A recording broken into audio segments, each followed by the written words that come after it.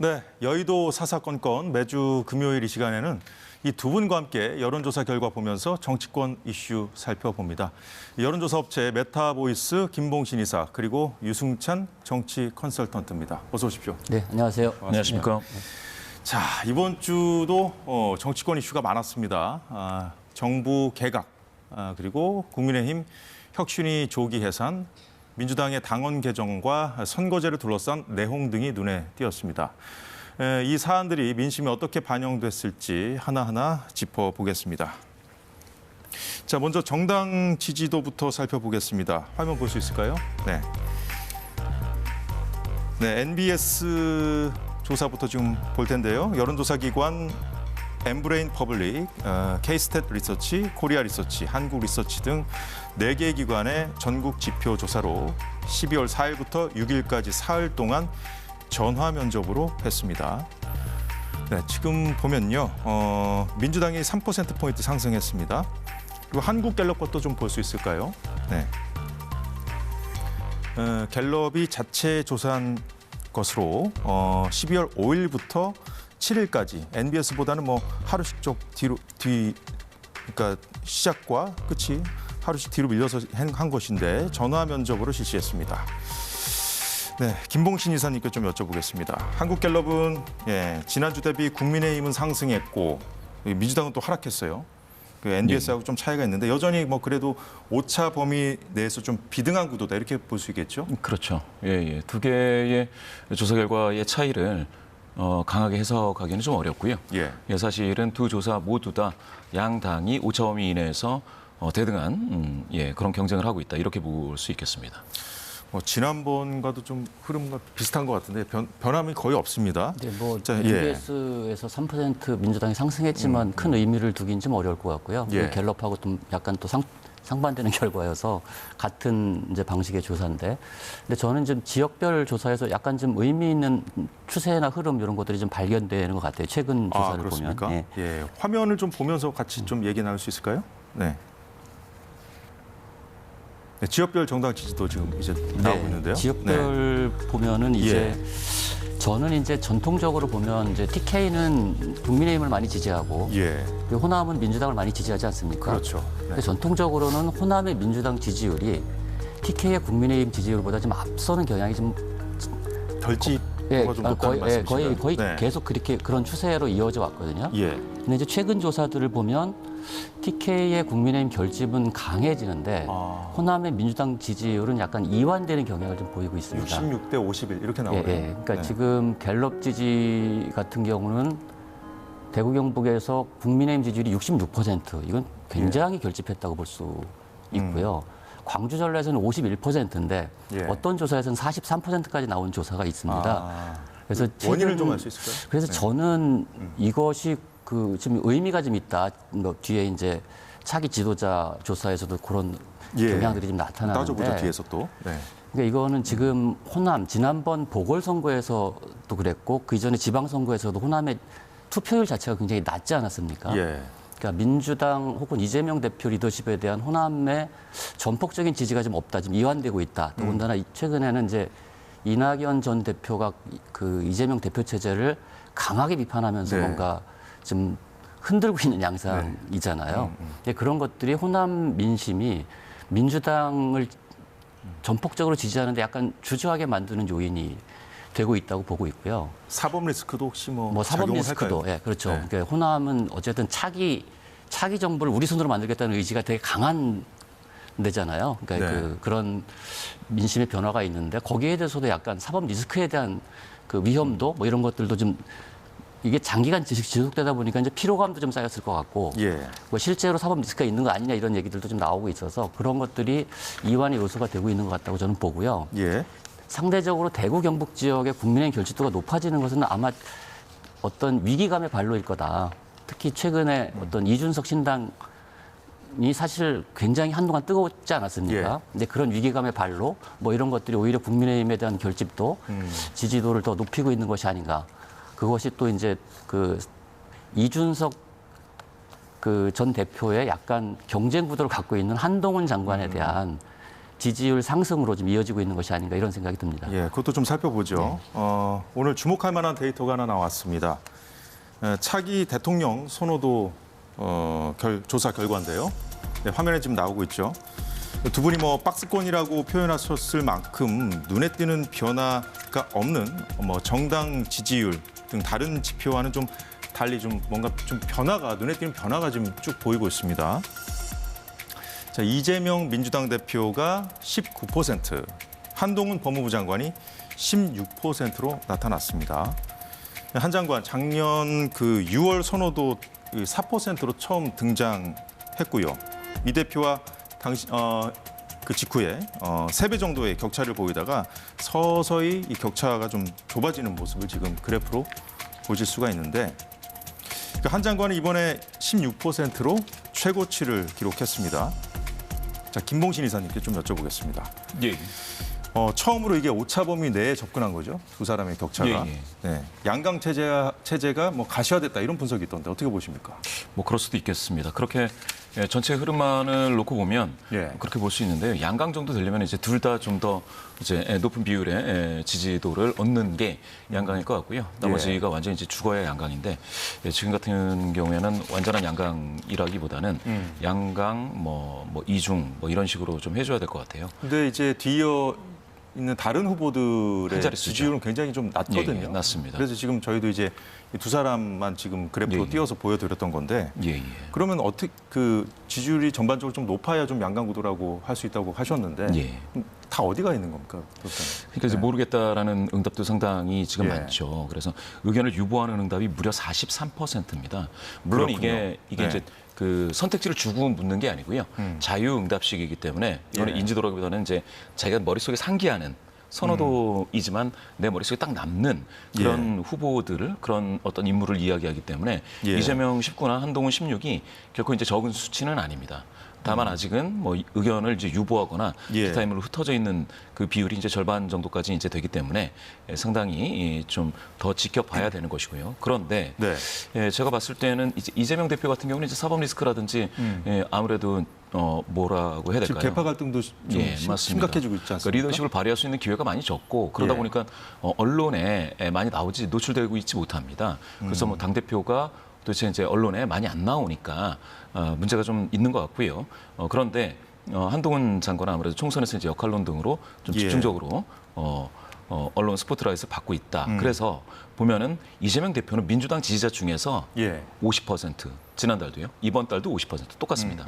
그러니까 사실은 핵심 코어 그룹에서는 그다지 이제 변화가 없다라는 것이죠. 한동훈 장관의 경우는 어떻습니까? 한동훈 장관이 이제 대단한데 어떻게 보면 국민의힘 지지자 중에서 31에서 41로 10%포인트 많아졌습니다. 또 대통령에 대해서 긍부정 평가자들이 있지 않겠습니까? 대통령에 대해서 이제 긍정 평가자 중에서 지난달하고 이번 달에 좀 차이가 있습니다. 12%포인트 더 많아졌는데요. 지난달에 대통령을 긍정 평가하시는 분들 중에서 34였다가 한동훈 장관을 이렇게 탁 떠올리는 이 사람이 장래 지도자다. 이렇게 하는 비율이 무려 42까지 올라왔습니다.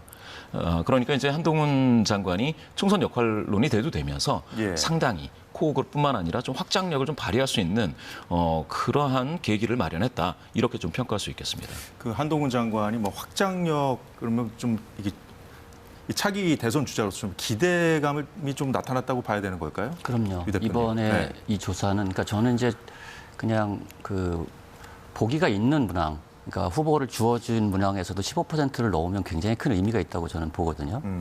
그거는 이제 이미 국민들, 대다수 국민들이 이제 그것에 대해서 알고 있거나 지지하거나 반대하거나 뭐 이런 상황이라고 좀 봐야 되기 때문에. 근데 이게 이제 주관식 답변임에도 불구하고 16%를 기록을 했잖아요. 그러면 여론조사 기관들이 이렇게 객관식으로 했을 때 그럼 더 높게 나오죠. 당연히 높게 나오죠. 말씀이죠? 왜냐하면 객관식으로 주면 어느 한 명을 선택해야 되는 압박감을 받기 때문에 더 높게 나오는데 근데 이재명 대표는 이제 그런 것 같아요. 그러니까 대표를 맡았다는 게 항상 그렇잖아요. 대표를 맡아서 뭔가 뚜렷한 업적을 남기지 않으면 이게 좀 부정평가가 높아질 수밖에 없다. 그래서 지금은 이 대선 후보 갤럽 조사만 보면 굉장히 정치화 또는 하락하고 있다는 거고 한동훈 장관의 상승세는 굉장히 좀 무섭다 저는. 그러니까 지금 무서울 정도로 치고 올라가고 있다고 봅니다. 그래서 이번 총선이 결국 이재명, 한동훈 내 얼굴 싸움이 될 가능성이 있어졌다.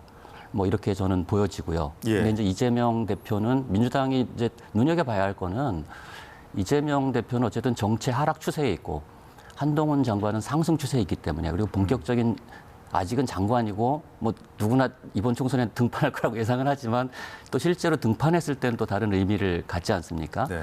근데 그런 의미가 있고 또 하나 이제 눈여겨볼 게 이제 제가 두 분 다 이제 이 겸허하게 봐야 될 것이 예.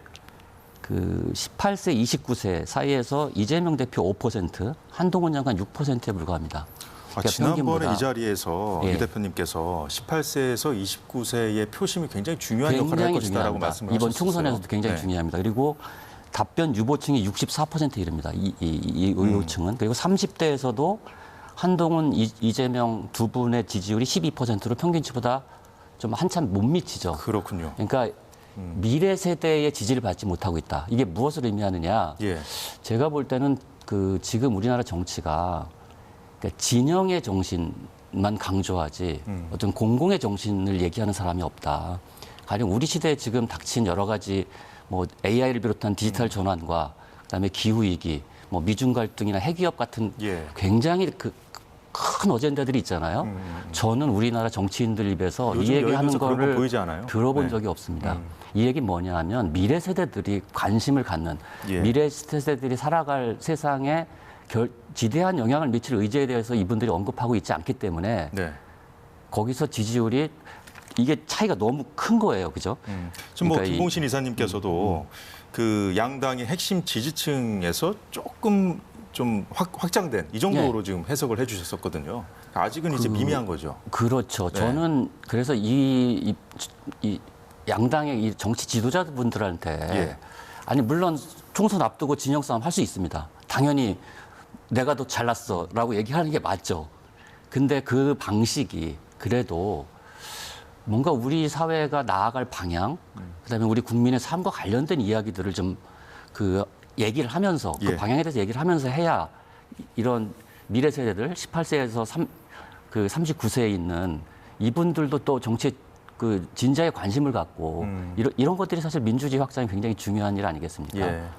지금 당장의 양당, 승부에만 좀 관심을 갖고 있는 것 같아 좀 안타까운데 일단 뭐 각 당의 상황을 좀 지켜보죠. 민주당의 경우에는 어제 중앙위원회에서 대의원 비중을 약화시키는 당원 개정안을 의결하면서 이재명 사당화 비판이 거세지고 있습니다. 어제 현장 목소리 잠시 듣고 오겠습니다. 직접 민주주의가 특히나 정치 권력과 결합할 때 그것은 완전히 포퓰리즘과 정치 권력의 결합으로 일치화될 때 독재 권력이 된다라고 하는 것. 우리는 그 경험을 최근에도 봤습니다. 나치. 말씀을 어떻게 하십니까?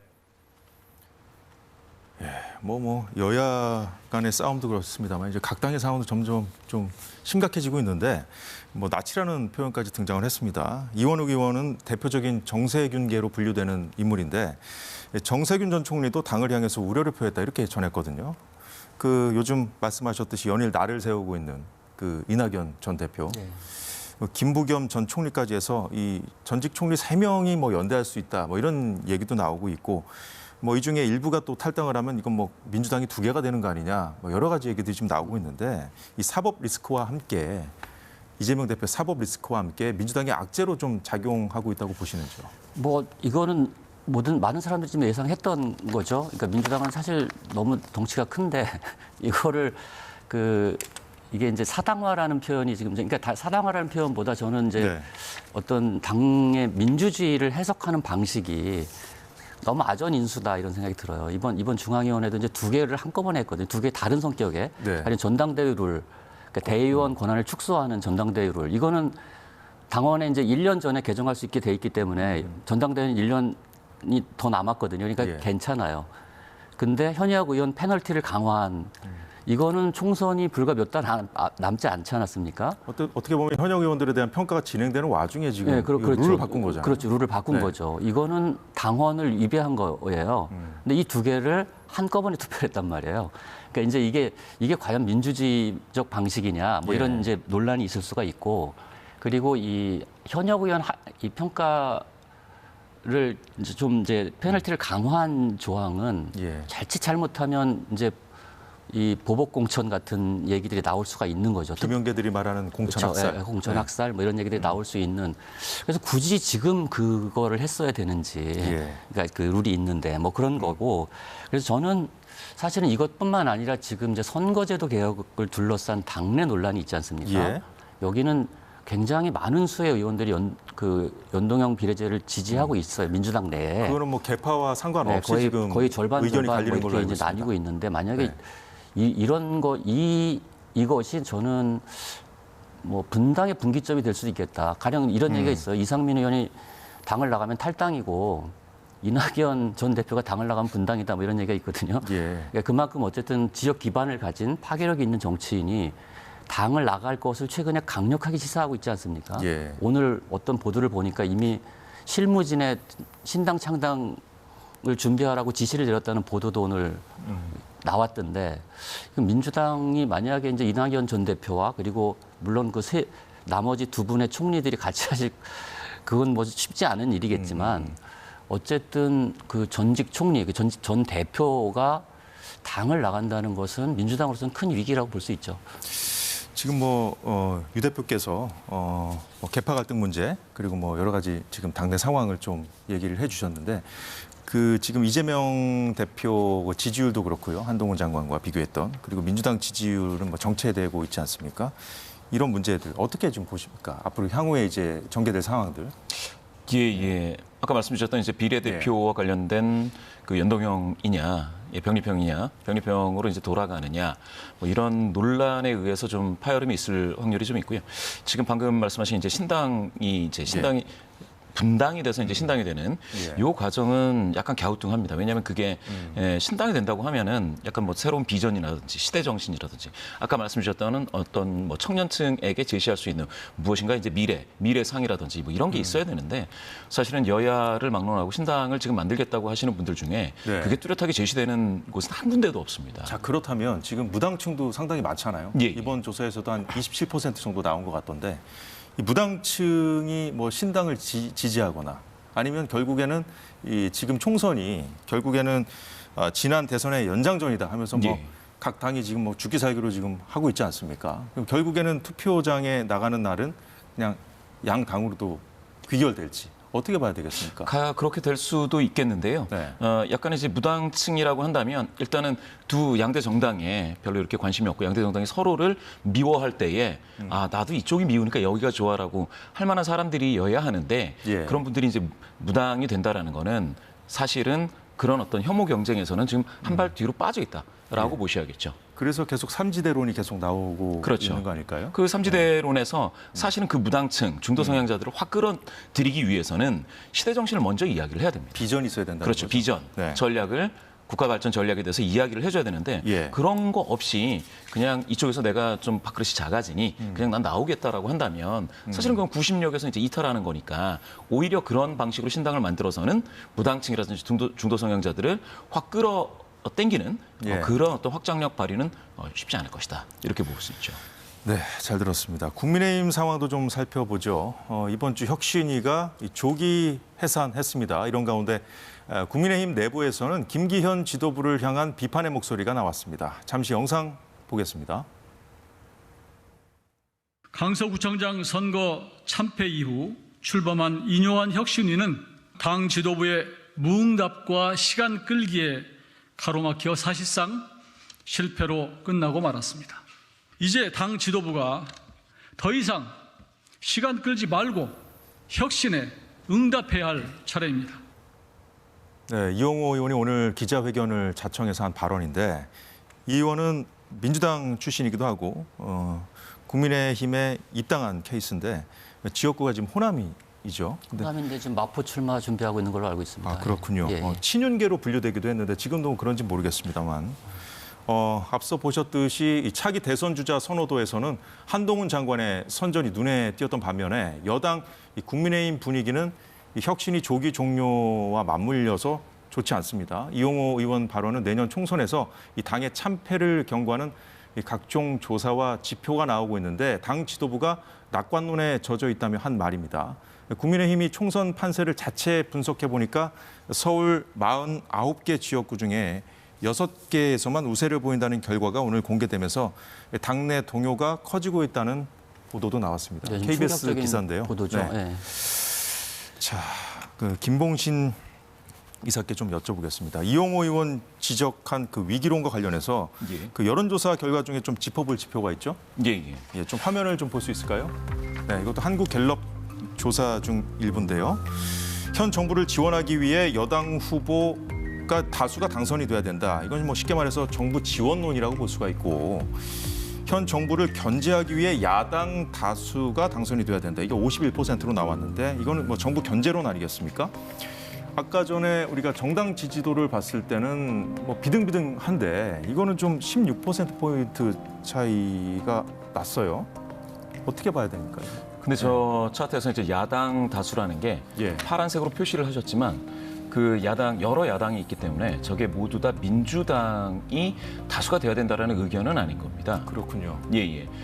일단은 여야를 이렇게 저렇게 이제 비교를 했을 때에 예. 35대 51이면 벌써 16%포인트 격차인데요. 여당보다는 야당 쪽으로 다수 당선돼야 된다라는 의견이 이렇게 많은 적은 갤럽 조사에서 이번 이 시즌에서는 처음입니다. 이게 그렇다는 뭐 건 무당층도 답변을 한 건가요? 여기? 물론입니다. 다 이제 답변을 한 거고요. 예. 그래서 지난달에는 이게 이제 46이었는데 51로 야당은 많아진 거고요. 예. 지난달에 40이었던 여당 후보만이 당선돼야 된다가 지금 35로 5%포인트 빠진 거죠. 그래서 격차가 지난달에는 6%포인트밖에 안 났는데 예. 지금 이게 확 벌어져서 16%포인트로 이제 벌어진 겁니다. 자, 그렇지만 무당층까지 답변을 한 결과라면 이 무당층이 선거 당일에는 어떤 선택을 할지 모르는 거잖아요. 그렇죠. 네. 그래서 그 다음 질문이 지금 이제 차트는 안 나올 텐데요. 예. 총선 투표 의향 비례대표로 어느 정당을 찍겠냐. 이거는 이제 여야냐가 아니고 어느 예. 정당을 찍겠느냐. 이렇게 물어봤더니 국민의힘 37, 예. 더불어민주당 37, 정의당 7, 기타 3 이렇게 나왔거든요. 그럼 여기는 아까 정당 지지도랑 마찬가지로 예. 동등하게 나온 거네요. 두 정당은 네. 대등한 거죠. 예. 37대 37, 정의당 7이니까요. 예. 이거를 뒤에 그 부동층 17%를 뺀 베이스에서 다시 계산하면 예. 44, 44, 8 뭐 이 수준입니다. 그러니까 제가 봤을 때는 사실은 아까 야당이 많이 당선돼야 된다라가 51이라고 굉장히 좀 크게 나온 건데요. 예. 거기에는 민주당, 정의당 그리고 작은 정당들도 다 포함되어 있는 걸로 해석하시는 게 좋겠습니다.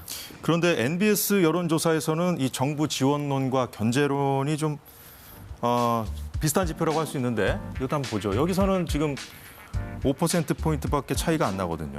갤럽 조사하고는 좀 차이가 많이 나는데 이건 왜 그런 겁니까? 여기서는 네. 견제론이 이제 47, 지원론이 이제 42니까 5%포인트 정도 견제론이 센 건데요. 예. 저거는 이제 워딩이 그 문구가 국정 운영을 더 잘할 수 있도록 정부와 여당이 힘을 실어줘야 한다. 그리고 예. 정부와 여당을 견제할 수 있도록 야당에 힘을 실어줘야 된다. 이렇게 힘을 실어줘야 된다라고 이야기를 하고 있고요. 예. 그다음에 갤럽에서는 그 문구가 현 정부 지원을 해야 되기 때문에 여당 다수가 당선돼야 된다. 그러니까 당선돼야 된다라고 하는 거와 예. 그냥 힘을 실어줘야 된다. 이렇게 하는 거는 좀 차이가 있죠. 힘을 실어줘야 되는 거는 사실 당선 여부와 무관하게 정부 여당도 좀 힘을 실어줘서 이 나라가 좀 잘 되면 다 좋은 거 아니겠느냐. 그럼 이렇게 했을 때 더 인식될 수 높게 있죠. 나올 수밖에 없겠네요. 물론입니다. 유승찬 대표님, 예. 그 정당 지지도와는 좀 다르게 나타난 이 조사 결과들 예. 어떻게 보셨습니까? 사실 뭐 정당 지지도와 이게 프레임 조사는 좀 다르게 나타나고, 그러니까 프레임 조사는 이제 대통령 국정 지지도와 뭐 여러 예. 가지들이 이제 복합적으로 반영돼서 나타나기 때문에 사실 실제 총선에 영향을 미치는 거는 대통령 지지율과 이 프레임 조사가 더 영향을 대통령 미치거든요. 지지율도 좀 이따 볼 건데요. 네, 그러니까 그 대통령 지지율이 지금 어쨌든 뭐 전체적으로 좀 낮은 상태가 계속 유지되고 있고, 만약에 갤럽처럼 저렇게 프레임 벌어져 있다 그러면 예. 이렇게 과격하게 표현해서 백약이 무효입니다. 그때는. 그러니까 제가 볼 때는 지난 2020년 총선 전에 2019년 12월 조사에서는 이제 그때 문재인 정부 때잖아요. 예. 근데 정권 안정론이 정권 견제론보다 약 10%가량 높았어요. 그러니까 두 자릿수가 높았던 거죠. 그때 총선 결과가 이제 민주당 압승으로 나타나지 않았습니까? 근데 예. 지금은 사실은 양당에 제가 충고하지만, 그러니까 그 국민의힘은 갤럽 조사를 바탕에 두고 선거 전략을 짜야 되고요. 민주당은 NBS 조사를 바탕에 두고 선거 전략을 짜야 됩니다. 그러니까 자신들한테 좀 나쁜 조사 결과를 바탕으로 해서 선거 전략을 짜는 게 필요하고, 물론 지금은 그 지난 총선보다 훨씬 더 정치적 유동성이 큽니다.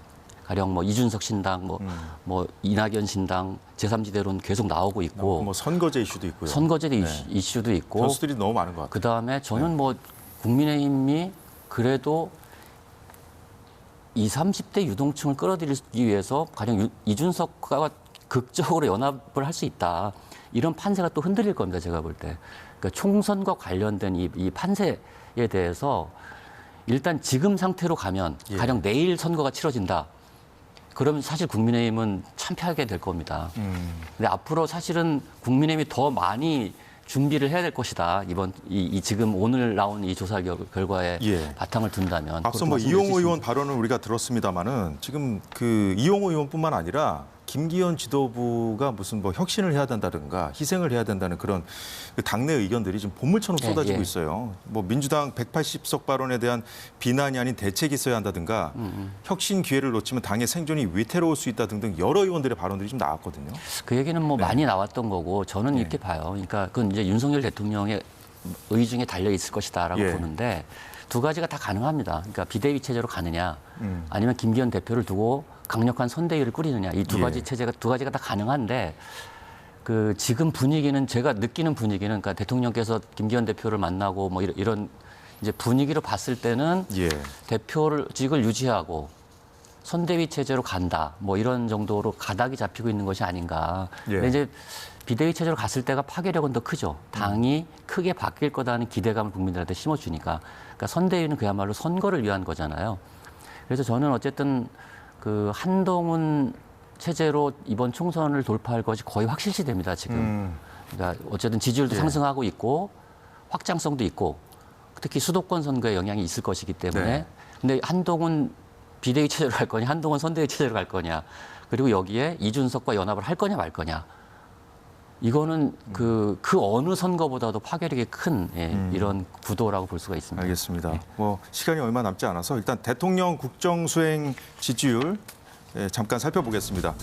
격주로 진행되는 NBS 여론조사는 긍정평가가 11월 4주차 대비 3%포인트 하락했습니다.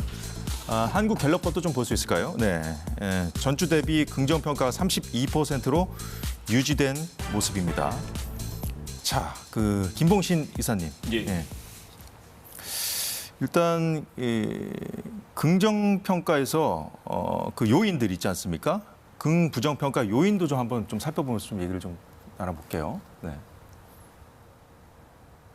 지금 나오고 있는데 긍정평가에서 외교가 11%포인트 하락했고 근데 이게 부산 엑스포가 긍부정 요인에 또 다 포함된 게 지금 눈에 띄어요. 이거 어떻게 해석해야 되겠습니까? 부산 엑스포 유치 노력이 이제 1% 긍정평가 이유에 잡혔는데요. 실패에 대해서 좀 실망하는 그런 그 국민분들도 있어서 그것도 이제 부정평가 이유에서 이제 3%로 잡혔습니다. 그 외교는 그동안 그 긍정평가 요인에 압도적으로 많았던 부분인데 11% 빠졌어요. 하락했죠. 이게 그 부산 그 엑스포 유치 실패랑 조금 연관지어서 볼 수 있다는 거죠? 맞습니다. 외교 성과가 이제 드러나지 않고 전반적으로 이게 뭡니까 외교 현장 자체는 되게 화려하고 뭐 황금 마차를 타신다든지 이런 어떤 좋은 모습들이 언론에 비쳤는데 실제 그럼 성적표를 받아보니 참패다라고 하는 것들이 이제 나타났습니다. 그래서 제가 봤을 때는 외교를 통해서 이렇게 대통령 긍정률을 유지하는 한 30한 초중반을 유지하는 요 흐름이 되게 위험해졌다. 이렇게 좀 볼 수가 있겠고요. 그래서 이제 뭡니까 아까 갤럽에서는 이제 횡보했다고 하셨는데요. 32대 32로. 그런데 이게 MBS가 2주에 한 번씩 하는 거기 때문에 갤럽도 2주를 비교하면 여기서도 하락입니다. 1%포인트 하락입니다. 그래서 뭐 오차범위 내에서 오차범위죠. 모두 다 오차범위 이내고 사실 그래서 이제 횡보라고 봐야 되고 상승하지 못하고 있다가 이제 정확한 표현일 것 같아요. 그래서 되게 위기인 것 같습니다. 대통령실 입장에서. 대통령 그 지지율 조금 횡보하고 있는 상황에서 어쨌든 좀 가장 눈에 띄는 부분을 저희가 좀 보여드린 건데 유 대표님은 어떻게 보셨습니까? 그러니까 뭐 부산 엑스포, 그러니까 우리가 이제 흔히 전통적으로는 그랬어요. 가령 이 보수는 다소 부패했지만 유능하기 때문에 지지한다. 이런 게 있었고요. 진보는 다소 무능하지만 도덕적이기 때문에 지지한다 이런 게 있었어요. 근데 이 공식이 다 깨진 겁니다. 그러니까 부산 엑스포 유치 실패는 유능함에 상처를 입었다. 그러니까 보수가 유능하다는 관념에 상처를 입은 것이다. 그리고 지난 어쨌든 뭐 조국 사태나 이런 내로남불, 사법 리스크 이런 것들 때문에 진보가 도덕적이라는 것도 상처를 크게 입고 있는 거거든요. 예. 그래서 지금은 서로 그냥 물어뜯기를 하고 있는 거예요. 그러니까 그래서 저는 누가 먼저 빨리 방향을 전환해서 우리 시대의 진짜 과제, 문제들에 대해서 그 의제와 공론화를 시킬 수 있을 것이냐. 이게 쉬운 일은 아닙니다. 그러니까 왜냐하면 사람들은 싸움 구경을 제일 재밌어 하잖아요. 그래서 이 프로그램들도 저는 지나치게 양당이 나와서 싸우는 프로그램들이 너무 많다고 저는 생각을 하거든요. 그것이 한국 정치 구조를 또 대결 정치 구조로 이끄는데 그 역할을 하고 있다고 보는데 언론들도 사실은 보통 큰 전국 선거를 앞두면 우리 시대의 어젠다 같은 것들을 시리즈로 연재하고 막 이런 것들이 제 기억엔 되게 많습니다. 근데 최근에는 그냥 그 누가 얘기했지 이준석 전 대표가 한참 나올 때는 뭐 숨소리까지 다 기사화한다 이런 얘기 나올 정도로 서로 보는 시각이 좀 다르죠. 그런 부분. 지나치게 양당 대결에 좀 집중하는 경향 이런 것들을 저는 정치권도 마찬가지고 언론도 마찬가지고 좀 우리 사회의 어떤 건강한 공론장을 만들기 위한 노력을 그래도 조금은 더 해야 되지 않을까 이렇게 생각합니다. 알겠습니다. 뭐 총선을 앞두고 여야 정치권은 물론이고 뭐 언론에도 좀 귀담아 들을 만한 말씀 많이 해주셨습니다. 지금까지 김봉신 이사 그리고 유승찬 컨설턴트와 함께했습니다. 고맙습니다. 네, 고맙습니다. 감사합니다.